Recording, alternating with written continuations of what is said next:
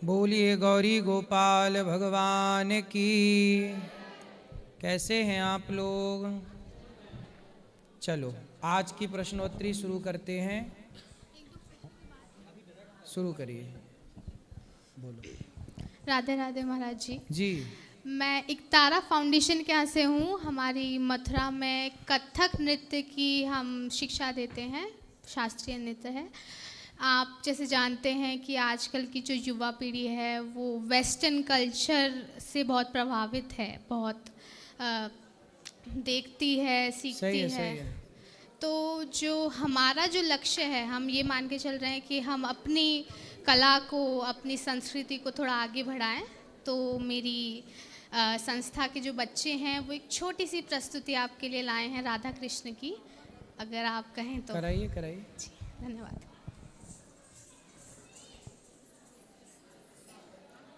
चलाओ।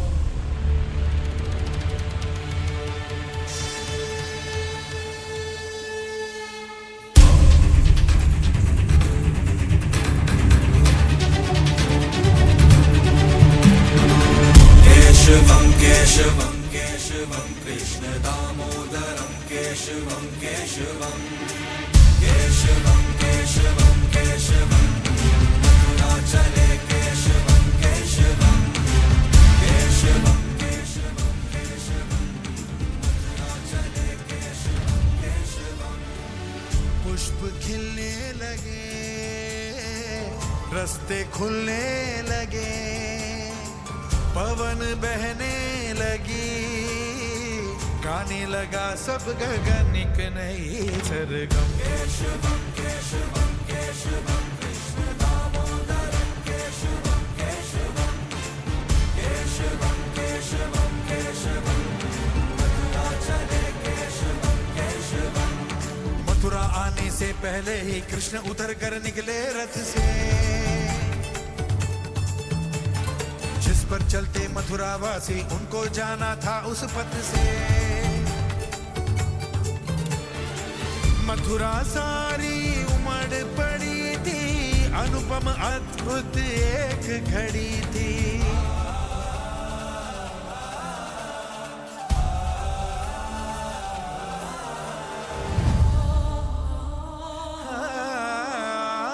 सबसे पहले दौड़ दौड़ कर कुब्जा पुष्प चढ़ाने आई, जय श्री कृष्णा कहते कहते अश्रुधार भी बहती आई।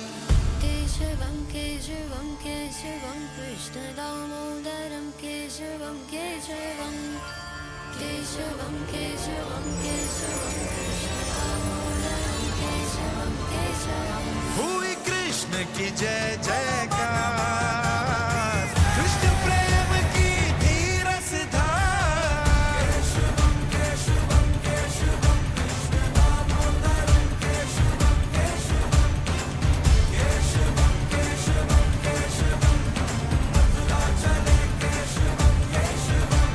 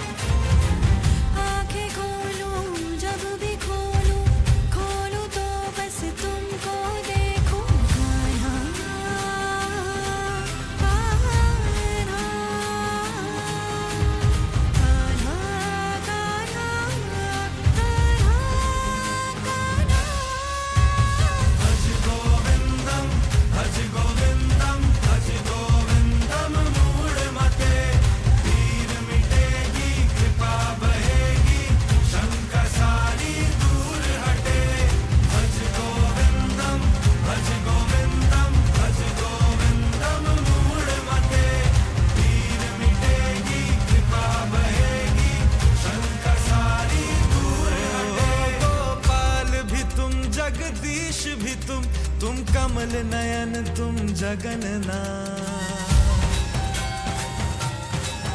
तुम ही केशव गोपाल प्रिय, तुम मधुसूदन, तुम ही श्रीनाथ।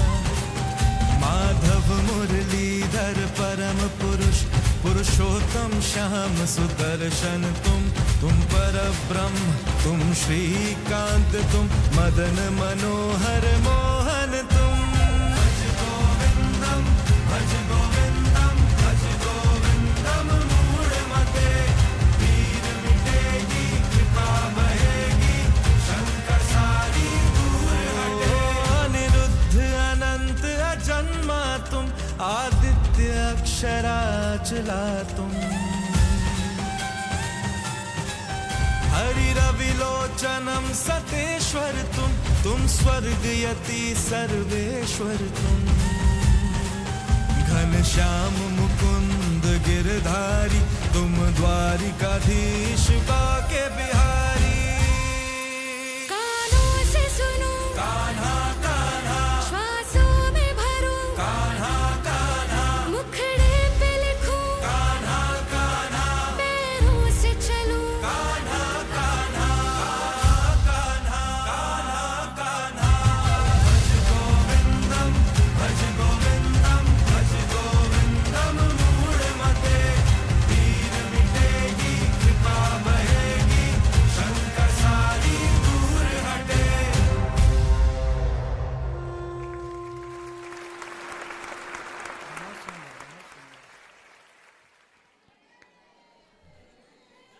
बोलिए कृष्ण कन्हैया लाल की।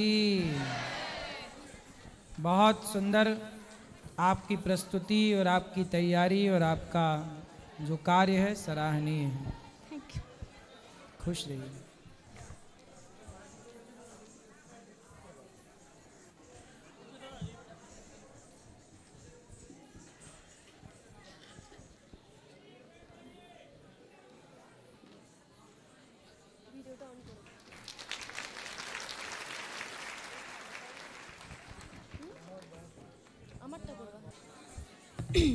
हम कोलकाता से आए हैं, वेस्ट बंगाल से, और मेरा नाम ईशा है। और ये मेरा वृंदावन आपसे वार्तालाप द्वितीय बार है। पहली बार 3 महीने पहले आए थे हम। तो हिंदी उतनी अच्छी आती नहीं है क्योंकि हम बंगाली हैं, तो कोई शब्दों की त्रुटि हो जाए तो आप माफ़ कर दीजिएगा। कोई बात नहीं। महाराज जी, मैं एक मेकअप आर्टिस्ट हूँ और मुझे जितनी कलाकारी आती है, मतलब हमारे बंगाल में कोलका और अल्पोना एक डिज़ाइन होता है, तो वही हमको आता है। और उसके मतलब उसको तैयार करते हुए मैंने अपने गुरु माता जी के लिए और आपके लिए एक धोती और साड़ी तैयार किए हैं। उसका पूरा खोलो। तो ये आपने अपने हाथ से बनाई? हाथ से बनाए हैं। पूरा जो पेंटिंग है वो हमने अपने हाथों से बनाया है, और आपके लिए एक धोती भी बनाई है। वाह, बहुत सुंदर, बहुत बहुत धन्यवाद। दिखाओ, ये तो बहुत अच्छा है। आपको पसंद है? ये अपने माता जी के लिए है और आपके लिए एक धोती है। तो ये साड़ी है क्या? ये साड़ी है, ये माता जी के लिए है। ये साड़ी बहुत छोटी नहीं है? नहीं नहीं, बहुत बड़ी है। अच्छा। हाँ हाँ हाँ। अभी ये सब आंचल का तरफ का पेंटिंग है। अच्छा, पूरी साड़ी तो है ही। फिर सही है। हाँ, आपके लिए धोती भी है, ये और नहीं खोल रहे हैं, ये आप देख लीजिएगा। तो ये आपने बनाई है धोती में? हाँ, डिजाइन? पूरा जो पेंटिंग है, ये जो पेंटिंग है वो मैंने की है। सुंदर, बहुत सुंदर। बहुत सुंदर साड़ी में जो आपने डिजाइन बनाई है, बहुत सुंदर लग रही है। बहुत प्यार से आपके लिए बनाया था और इच्छा था आपके सामने मैं आपकी आके बनाई दिखाएं। धोती पहनूंगा कल की कक्षा में। लाओ। अच्छा अच्छा। बहुत बहुत धन्यवाद। मैं बता नहीं सकती दिखाओ। कितनी खुशी हो धोती रही है। लाना, कल जो हम धोती पहनेंगे तो आपकी हाँ। वाली धोती लाए? हाँ, दे दो। ये दे दो पाठक जी। पढ़े पढ़े। हाँ, लाओ। बहुत कृपा है बिहारी जी की। खुश रहिए। और ये धोती भी हाँ। हम भी पहनेंगे, श्रीमती जी भी पहनेंगे। मैं बता नहीं सकती मुझे कितनी खुशी हो रही है।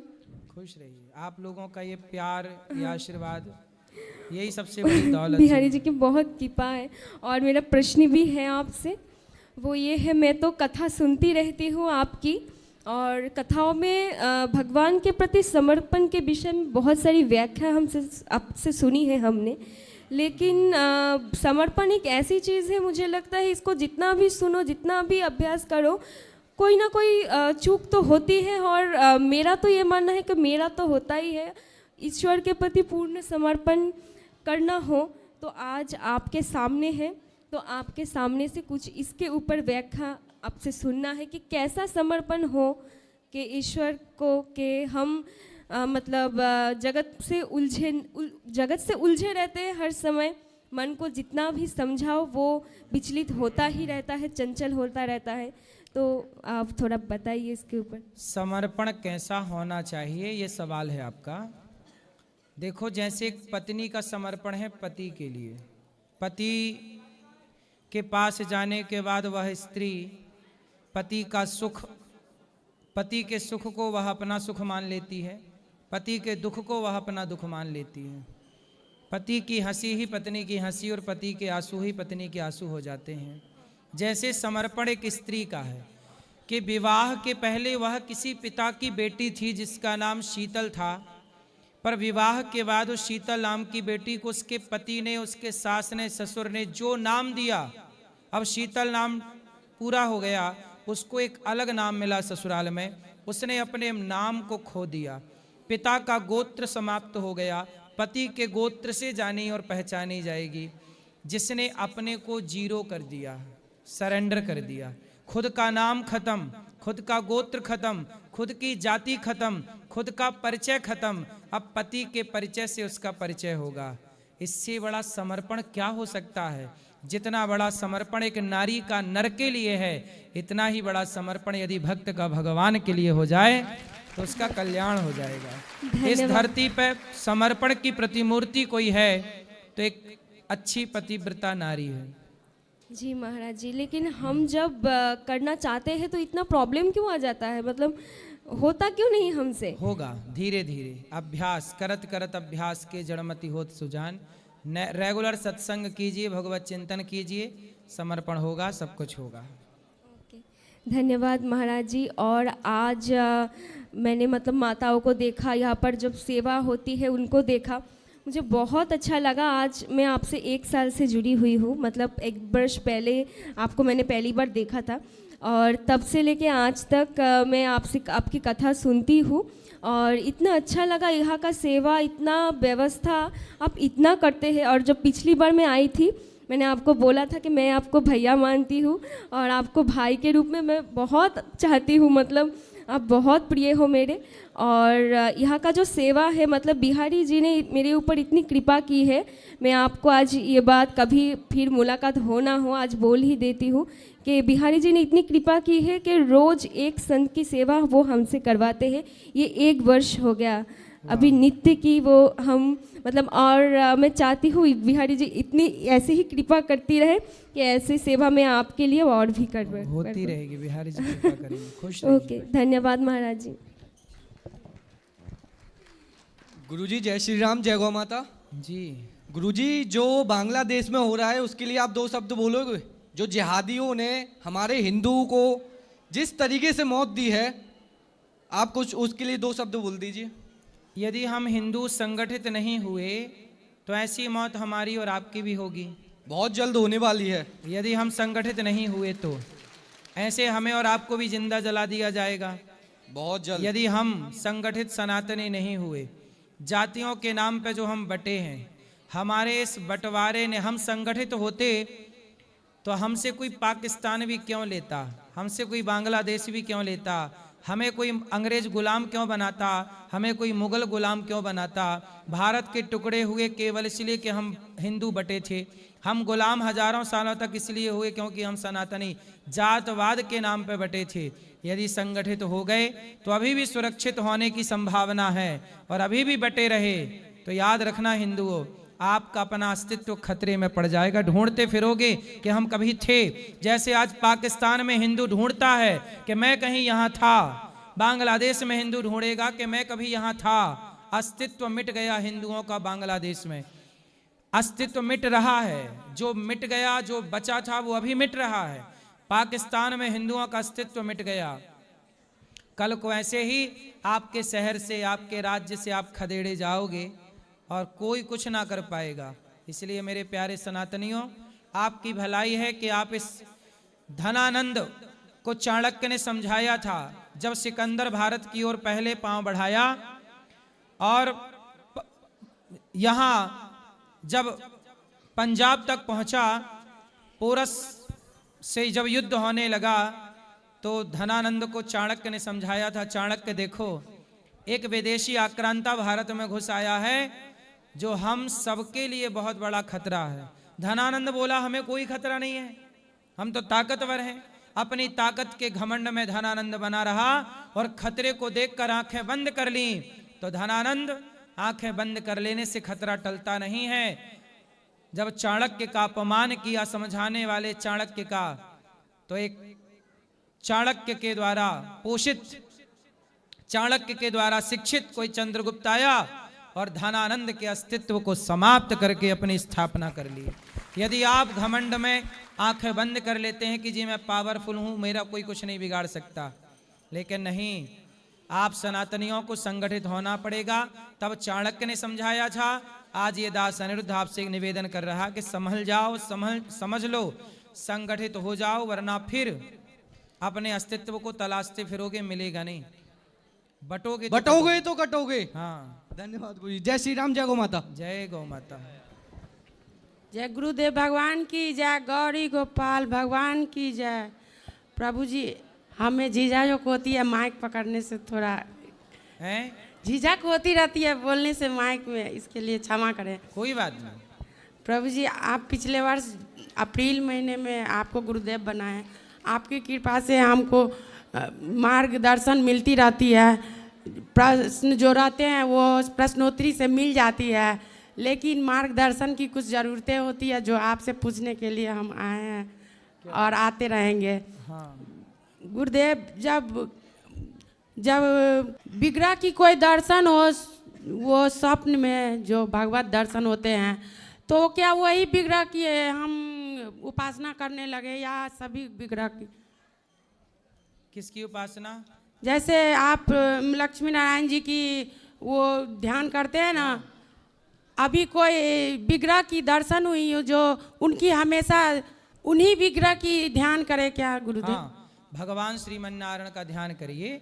वो ध्यान राम के रूप में हो सकता है। गुरुदेव उनका ध्यान देखो भगवान का, चाहे राम रूप में करो, चाहे कृष्ण रूप में, चाहे नारायण के रूप में, किसी भी रूप में भगवान का ध्यान होना चाहिए बस। एक और प्रश्न है गुरुदेव, जब मेरे पति भागवत धाम चले गए, 2 बच्चे हैं, वो परिवार है मेरे साथ, सब करते हैं, पालन पोषण सब हो रही है।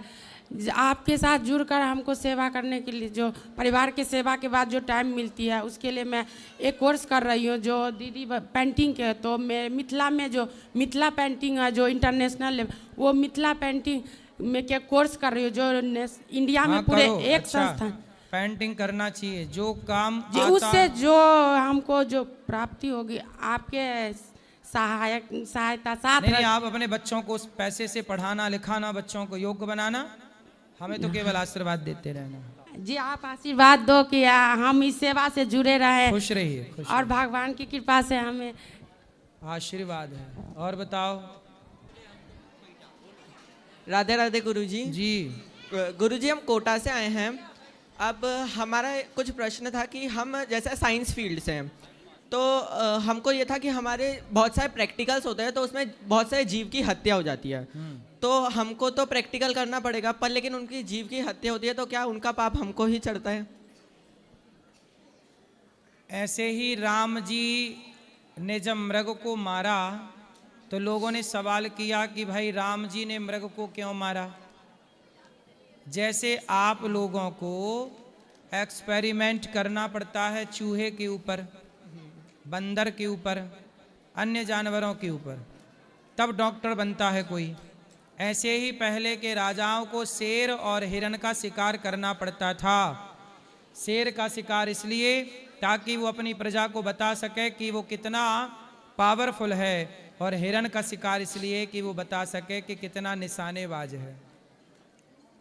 ठीक है, तो आप कर रहे हैं ये पाप, जीव हत्या तो पाप है ही, लेकिन आपका उद्देश्य उससे मारना नहीं है, बल्कि बैठिए। सीखना है, क्योंकि आपको सीखना होता है ना, इसलिए आपको पाप नहीं लगेगा, क्योंकि वो आपकी पढ़ाई का एक हिस्सा है। और गुरुजी बेवजह मत मारिएगा। अच्छा, और गुरुजी एक और क्वेश्चन था कि हम जैसे विद्यार्थी हैं, कोटा में रहते हैं, हर तरफ कंपटीशन, हर एक बच्चा एक दूसरे से ईर्ष्या करता रहता है कि ये आगे बढ़ गया, ये आगे बढ़ गया, तो ऐसे माहौल से हम कैसे बचें? आज की शिक्षा की विडंबना यही तो है कि आज की शिक्षा स्कूल में ही बच्चों को बच्चों से जोड़ना नहीं सिखाते, स्कूल में ही बच्चों को बच्चों से लड़ना झगड़ना सिखा देते हैं कि तू आगे नहीं मैं आगे। जहाँ कंपटीशन हो, जहाँ ईर्ष्या, देखो पढ़ाई बुरी नहीं है, पढ़ाई पढ़ना चाहिए, पर इसलिए नहीं कि मैं उसे नीचे कर दूं, पीछे कर दूं। अपने को आगे ले जाना अच्छी बात है, पर किसी को ईर्ष्या के वशात पीछे करना अच्छी बात नहीं है। कहते ना, अपनी लकीर बड़ी करो, दूसरे की लकीर को छेड़ो मत, अपना हुनर दिखाओ, अपने को आगे ले जाओ।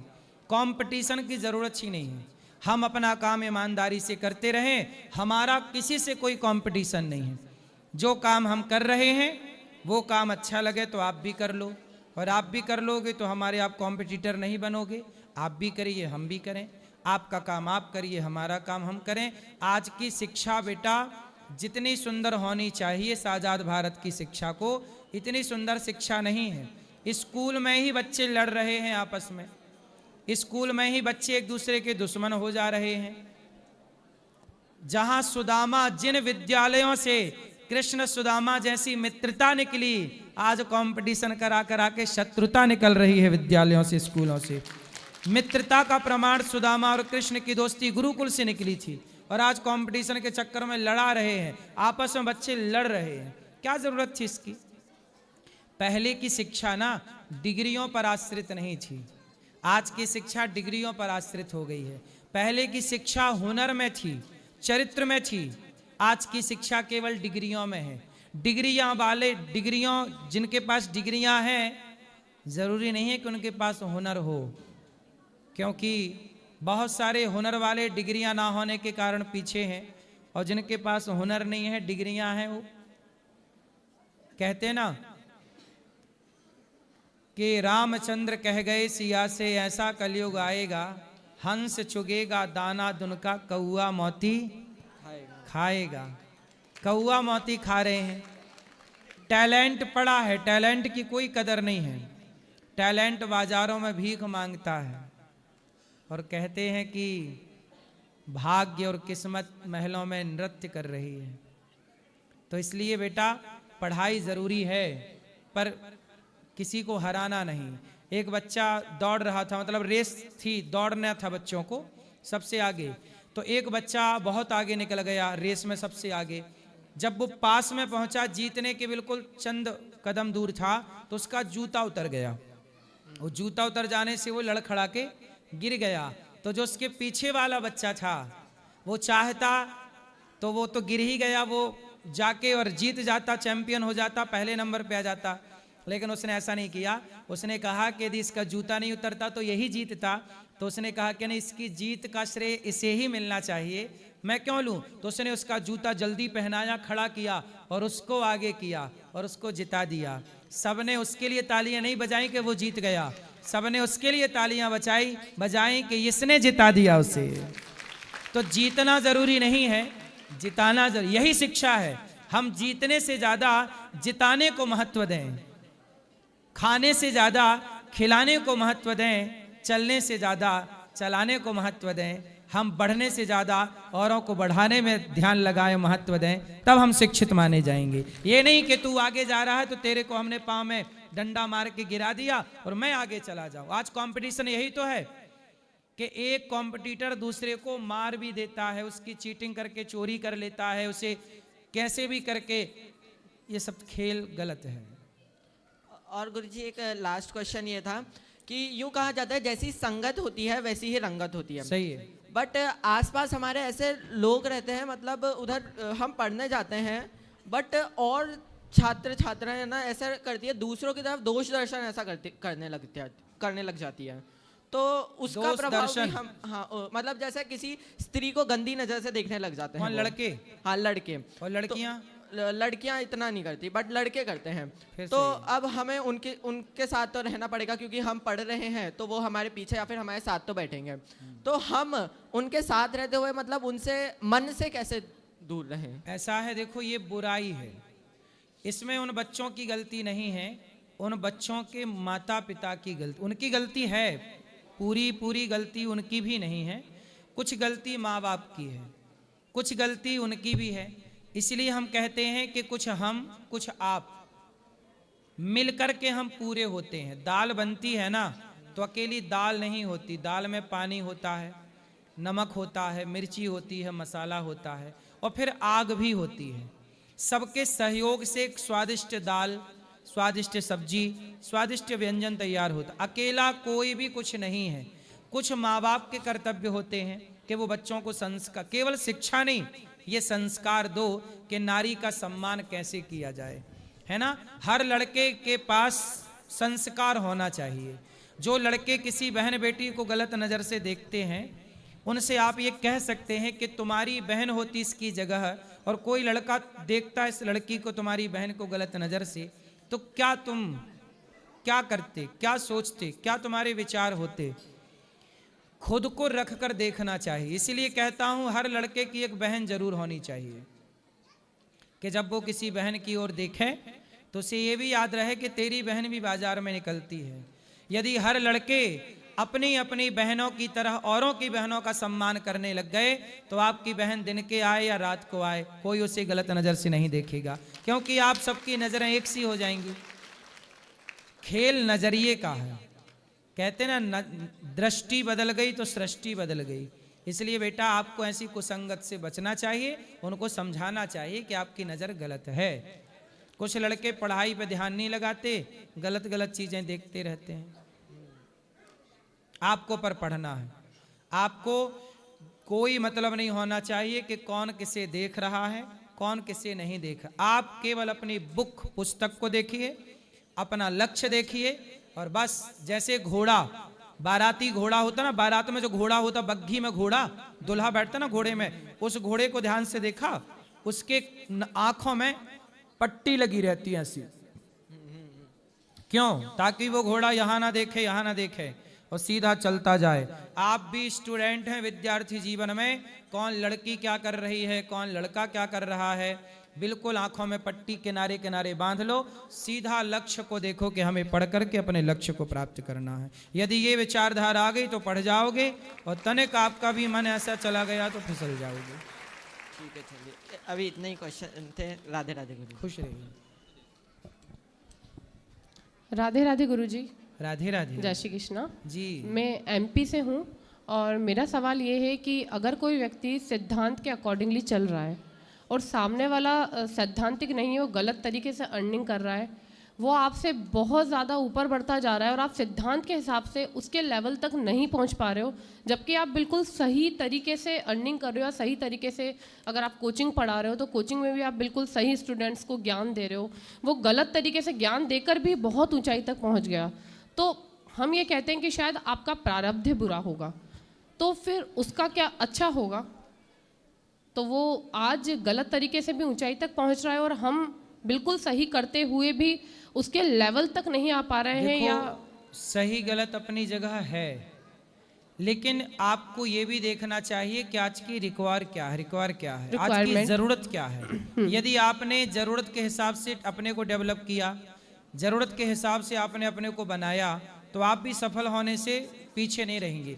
आज की इस युग, आज की इस दुनिया में, आज के इस युग में सफल वो लोग हैं जो अपने समय के साथ चलते अपडेटेड हैं।